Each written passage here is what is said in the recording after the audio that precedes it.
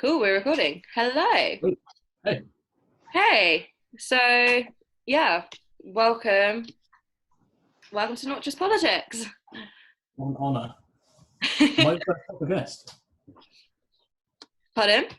Am I the first proper guest? Yeah, pretty much. I had Harry yesterday, but that was just mainly Yep. me and him just working out what's going to go on and just seeing how it's all going to work and stuff like that, really. But yeah, how are you? Are you okay? I'm all right. Yeah, I'm keeping busy, which is I think Yeah. all anyone can do. Yeah. Um, Trying to keep shit ticking over. Yeah. How are Are you? you able to live right now as a student? Like, Yeah, how are you just I'm situated? still working. Well, I've taken a couple of weeks off at the minute for uni, but Hmm. I've still got money coming in from work, so That's good. Yeah. so I'm all right. Yeah. No, that's good. So, explain yourself. Who are you? I'm Josh. I run Dreeem. Where is it there? Like a little promotion company based in Brighton, but putting shows on all over the country, or was putting on shows all over the country. Lol. Yeah. So, me and Josh are going to be talking about the impact of COVID-19 on the music industry and the arts a little bit. I want to try and get this subject a bit more attention because I think it's needed. It's so important, and I think that people take a lot of advantage. They take so much advantage with the arts, like they Yeah, take for granted so much. and I think that's been so like blatant now. Now Yeah, that it's been taken away from you, like things like sport and art and stuff have just been everyone's go to like let off steam and stuff, and now it's been wiped away. Everyone's like fucking stressed out. yeah. So, what's changed in your daily life at the moment? Going from Do you know what? Probably less than most people because I'm still working. yeah, I work in the day as a delivery driver for Amazon, so that's like still the same. yeah, Um, but like with Dream and stuff, with music, it's just gone. It's just there's just nothing I can do. There's not yeah. even anything that I can work on at the minute to like for when it comes back. There's just nothing I can do. It's just sitting and waiting basically. Yeah, I think like a lot of other people are in your position right now, and that's Yeah, exactly why I think it's important that we should talk about it right now yeah, because we both come from Brighton. This platform is going to be from Brighton mainly because obviously I'm from Brighton. Um, we all love the arts here. We understand it, we appreciate it, but unfortunately, in other places that they don't. but yeah, And like, yeah, it's so sad. So 140,000 performers, agents, promoters, technicians have all been left without any income right now, and 82% of businesses that are in this industry are at risk of closing right now. yeah. I mean, a lot of the artists and tour managers and promoters, I think they're all self-employed as well. So um, there's a lot of people struggling out there, and so I was actually quite disappointed that so the Music Venue Trust did their big campaign a couple of weeks back to raise a load of money, and I was actually quite disappointed to see so many Brighton venues on the list. I thought that Yeah, would have been so much that better was, off than they are, but they're just not, and that's yeah, that quite disappointing. was our venues, wasn't it? It seems that they've done quite well on their crowdfunding, so hopefully they'll stay. Yeah, I really do hope that they do because it was like a Hope and Ruin, Green Door Story, Yeah, Comedia, Prince Albert, there's loads like on there. really prevalent venues that have been there. Yeah, Like I can remember, like all of me and my friends would go there before we were 18 to go to gigs. Like if they go, Brighton, a part of Brighton is yeah. gone. I think like a whole part, and it's going to be soul destroying. I think, and they go hand in hand with like hospitality industry as well. So like that's going to be gone, which is another huge part of Brighton.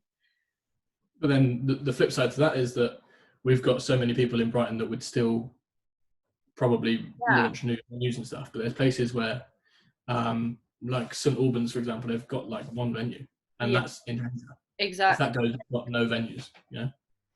Like Chai as well has only really got like one or two venues that you can really like play in, where a lot of BIM students come from that area, so Exactly. they're all gonna go. Yeah, as you said, like I think we're lucky that we are in a place that does appreciate the arts for what they are. Yeah. Like, we have Brighton Fringe, we've got The Great Escape, we've got Pride that goes on every year, that's just absolutely been transformed from what it used to be to what it is now. Is absolutely incredible. It's like put Brighton on the map 100%. Yeah, and I think Brighton's one of the places that will probably, should the worst happen, all the venues close and things like that, I think it probably would bounce back to some extent. I hope that it does. Yeah, I really do. It's like something in me tells me that it will happen, because we're all from Brighton. We understand that like bond that everyone has, that we want to keep these places alive and well I for think the next 10 years and the next 10 years after that, for our kids to go and appreciate them just like we did back in there's the just day. too many creative people here for it to not happen. I think there's just everyone you ever meet is a fucking accountant in the day, and then they go have a write songs. I mean, everyone's living that creative double life. Yeah. So what do you think like the impact's going to be on actual musicians, like bands, artists, photographers, all that, technicians, agents, all of those kind of people? What do you think like Um, individually their impact's going to be? I think for a lot of people, it's for a lot of musicians, it's definitely changing their songwriting. Yeah. Absolutely, there's so many bedroom EPs and stuff being released at the minute. It's great, Yeah. but I think long term, it's gonna be tough for everyone. You know, like even once we bounce back, there's no guarantee of gigs anymore. Like gigs that I'm trying to put on, I can't even rebook them at the minute because no one knows when it can reopen. It's like Exactly. there's just nothing that anyone knows, and until we do know, I don't think there's anything that we can even plan for.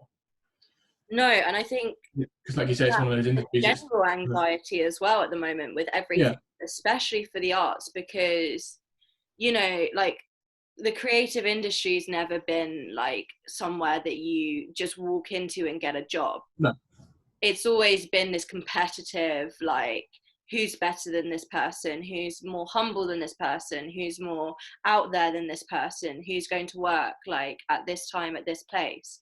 So I think it's going to be even harder, and you need to accept that, like, as a government as well, like, because this show is about politics. So the government need to understand that we need help, because otherwise all these places will go, and it's what everyone enjoys. Like, these places are what people enjoy all the time, and as we say, you take it for granted. yeah, and I think it's one of the industries that has often been overlooked by governments, and even now, like things like PRS funding, which is massive for so many artists, can get a PRS fund every year and get paid. That's been slashed now to pay for furlough money, basically. Yeah, like I think they give about 1 billion to the arts a year, but that's mainly because of, and that's like nothing in comparison to what they spend. Not when you split it between how many people there are. Exactly. Like, that's nothing, like absolutely nothing. And the reason being is because it's a soft power tool. It's a resource. Like, the Americans, they use it as a way of influence throughout the world. And I think that's also really important to highlight, because soft power is the way of making someone do something without any military action. So it would be with your influence. And that is what's happening right now, because we use the arts as our soft power, because we've got the BBC, we've got Live Lounge always going on that goes viral worldwide. We've got countless festivals. We're like the pinnacle of festivals, like in England, like we birthed them pretty much. Like, we've got so much going on and we just don't appreciate it, I think. And I think it's time that we need that to change, I think, in a governmental and political sense.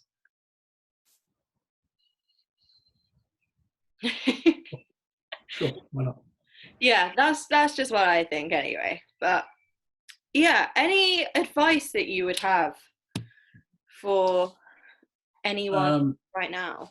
I think all you can do is keep the content and stuff like from that side of things, I think there's not really much else people can do. Yeah. I'd make memes because I think it's a funny thing to do. Not that they're ever very funny, but like sort of keeping people interested and stuff is all we can do. Yeah. So Uh, just engage. but also like these crowdfunding things for like music venues trust and stuff like that. Like Yeah. Yeah, I'm going to put the links to them at the bottom of this video. So if any of you guys minds get changed and you want to give a couple of quid, it's not like you're on a I'm saying, like, how many times you go to a gig and you pay a tenner to get in, exactly, and you buy 2 pints, that's another tenner. Stick 20 quid in. You know what I mean? Exactly. I know a lot of people are worried about their money and stuff, but there's a lot of money that we spent on stupid shit. The difference between that £5 would be between a venue staying open and a venue going. Yeah, exactly, and it's I think it's worth chucking it in. Yeah, it is, because it's like the collective idea as well that like it's you that does that. Like it's everyone. I saw a thread on Twitter yesterday, which was basically looking at all of those venues, and the ones that aren't anywhere near their target are crazy, and a lot of them are the town where people aren't that interested in the arts, but it's really fucking important. And even if it's not a venue in your town, like have a look and see which venue's furthest from their target and chuck them a tenner. I mean, it doesn't matter if it's not in your town, it's still important. 100%. I definitely agree, because like we're all students as well, so we come from different places. Like we can come from tiny little towns, we can come from big towns, like we can go to universities in very, very small towns as well. I moved Brighton from Weymouth in Dorset. I moved there from Weymouth in Dorset, which is, there's just nowhere. There is no arts facility. I mean, there just isn't anything. So to come and have the opportunity to even work in music and in the industry is nice, and I don't really want it to go. No, not at all. No, I don't think anyone does. Like that is the biggest anxiety right now, is that. Yeah. I think it's a general consensus as well with university students as a whole, because for instance, like this is why I've started this, because I got so scared that I've now got nothing to do. Like I just did all my exams online, I submitted it, and it was the most underwhelming thing I've ever done in my life. You can do some of mine for me if you want. But yeah. I'm stacked up. But yeah, like I feel like nobody really has any security as our age right now, because we're coming again into another like depression. Like we don't know if we're going to have the jobs that we've just dedicated the past 3 years to. Yeah, and it's a lot of money as well. Exactly. 100%. We might not even have the jobs to be able to pay off. Speaking of university, what is your uni doing at the moment? Or you? Nothing. You can name it if you want. You don't have to. It's been I don't know. I found this.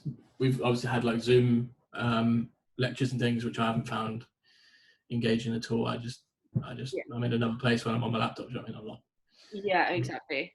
The thing is, though, is that we didn't pay for an online university. No, exactly, and I think and we appreciate it, like what the lecturers are trying to do.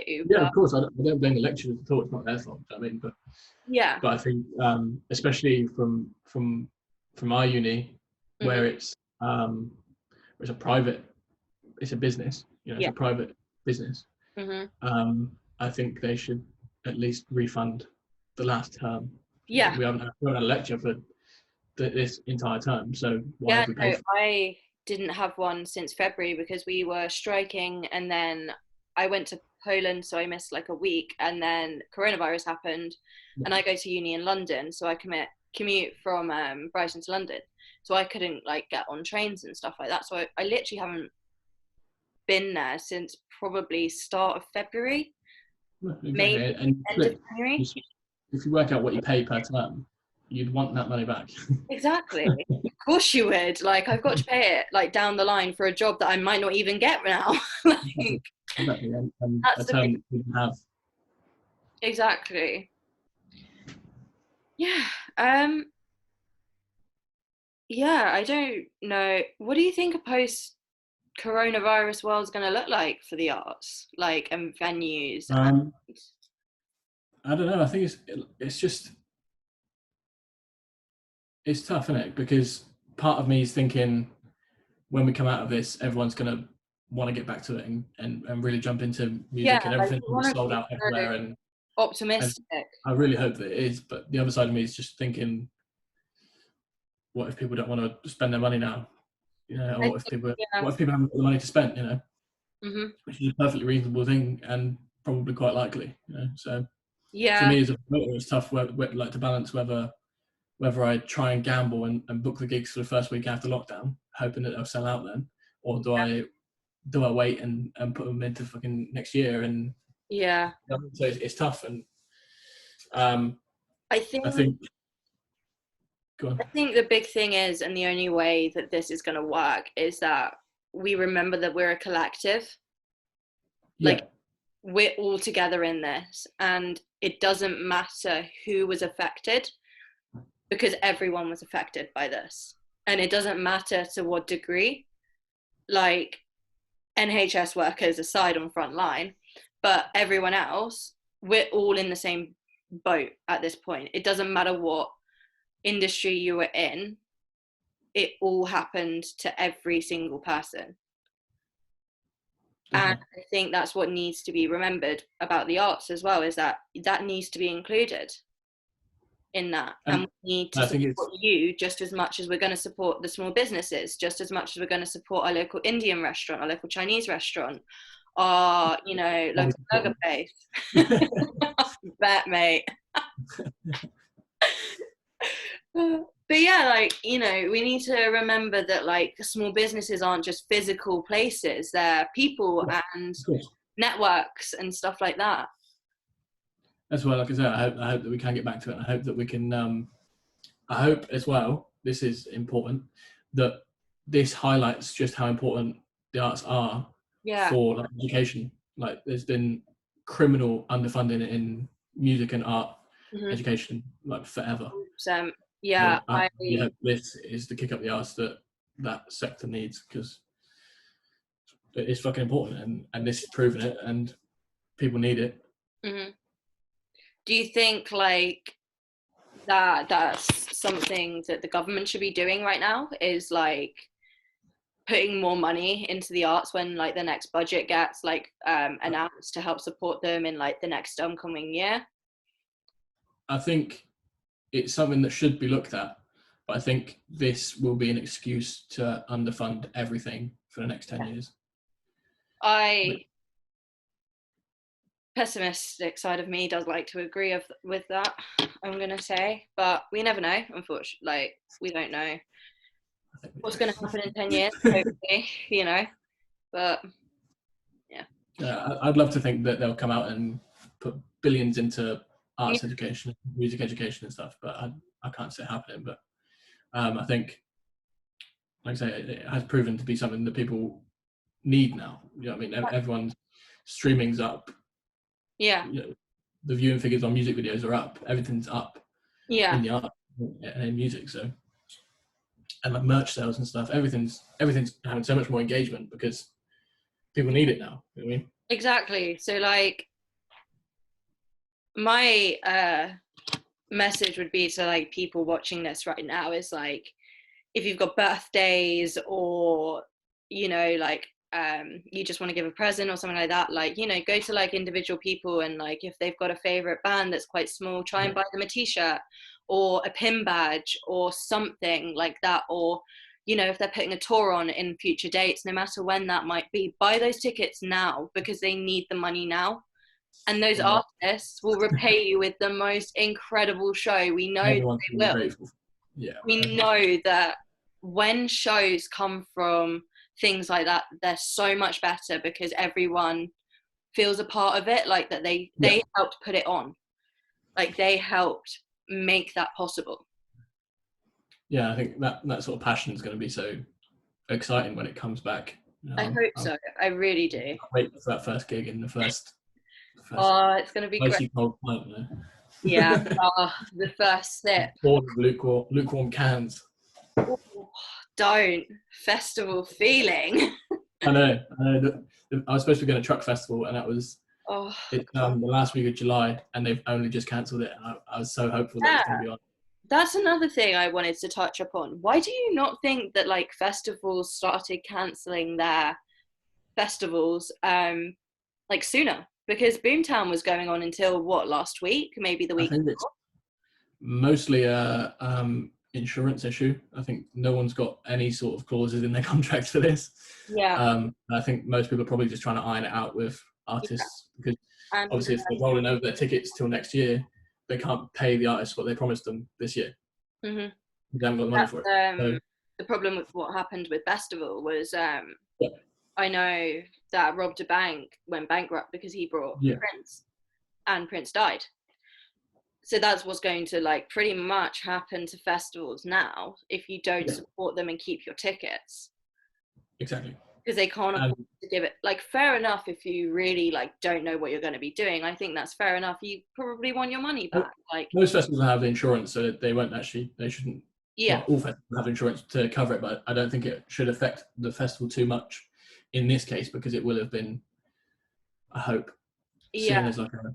But it's the problem with the wording with what the government have been saying about the lockdown, isn't it? Right. With insurance. Yeah. So I don't know enough about like insurance policies. So if anyone would like to come on and talk to me about that, I would be very interested.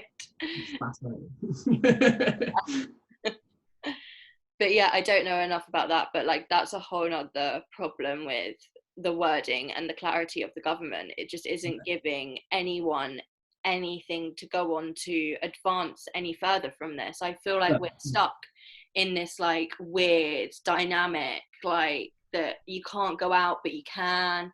Like I was out today just to go post something, and the amount of people that came up to me, and it was so busy in town, like so busy. I've never seen it like that busy in about 3 months now again.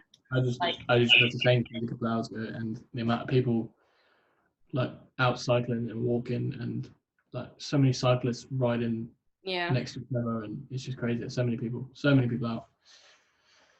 We've got just like 8 minutes left, just so you know. So if you want to talk about anything else, we can. Anything you want to like bring to light, or what do I want to bring to? I don't think I have anything. I've got a criminally boring life at the minute, which is wake up, write essays, go back to sleep. I was like literally in that until Monday, and then till about like I finished it Sunday, and then sent it off yesterday, and then started planning all of this and announced it yesterday, if not the day before. And I've already like I'm just losing track of the days at the moment. But yeah, be fun. Have you got any future topics you want us to explore? I am very interesting. interested in sport. I'm a big football fan. Okay. Yeah, I don't know who you talk to. I'll see what I can do with that. Maybe someone's sport. I can do that. I can get your sport. It's quite a similar topic, I think, because there's a lot of overlap, especially with like contract laws and insurance and stuff. Exactly. No, I would be really interested to like literally do what I've just done with you, but with like anyone that plays football, or as you said, as in like sport, like rugby, tennis, anything, like literally anything. If you want to talk about it, come on. Like, yeah, it'd be great. Cool. All right. Well, it was lovely talking to you, and thank you so much for coming on. I really, really appreciate it. I'm sure I'll speak to you soon about something else at some point. But good luck, and I'm sure you're going to do so well at the end of this, like when it all. I hope so. I hope people come to these gigs. What is your final message to everyone right now? Stay happy and buy merch and donate to saveourvenues.co.uk. There we go. See you later. That's my slogan now. Bye. Bye.